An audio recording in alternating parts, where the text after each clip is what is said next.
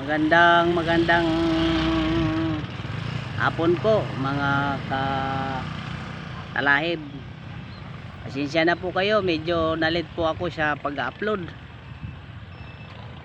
Napaka ano naman itong i-share ko na naman sa inyo. Napaka malaki na maitutulong po sa atin. Partikular na po sa mga babae. Ito pong halaman talahib, minsan nga tinatanim to ng iba dahil maganda po ang bulaklak niya po, at saka iba't iba ang kulay ng kanyang bulaklak. Ito po siya, pakilala ko po sa inyo, baka mayroon po sa inyo dyan nakakakilala. Ayun po siya. Ito yung magaling po manggamot dahil mabisa po itong gamot, lalo na po sa mga babaeng hindi po regular na magregla, medyo nadidili sila ay mag-mens. Yan po, dahil pag ang babae laging na bibinat yung regla, ay bumabalik po ito sa matris, at ito'y namumuo uli doon sa matris. Kapag dating ng matagal na panahon, pag paulit-ulit na bibinat, ito'y nagagawang tinatawag nilang sakit na tumor na bumubukol yung mga matris. Ito na po siya ang gamot siya po siya, panunaw po sa mga tumor sa matris, mga katalahib. At sa mga hindi regular na magregla, bago po dumating ang hindi pa kayo magre-regla, kailangan po ito mag-inom po kayo. At saka pagdating po ng pagmimensyo, ay wag na ho kayong iinom dahil pagduduguan po kayo nito.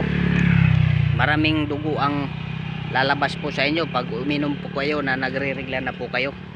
Wag na po kayong iinom, itigil nyo po kung sakaling mayroon na po kayong mens. Pampababa ng mataas na lagnat, pwede rin po. Purga, pwede rin po. Sakit rin po sa malaria, magaling po rin yan sa malaria. At pati na po sa mga matatamlay na pampalakas po ito, dagdag resistensya po. Gamot po rin ito sa sakit ng lalamunan. Mabisa po ito. At sa pananakit ng dibdib, pwede rin po ito. Bawal lang po ito gamitin sa mga nagdadalang tao, dahil po ang maaari po magkaroon po ng problema kung kayo iinom nito na kayo'y buntis, dahil ang bata ay matutunaw po, mamamatay.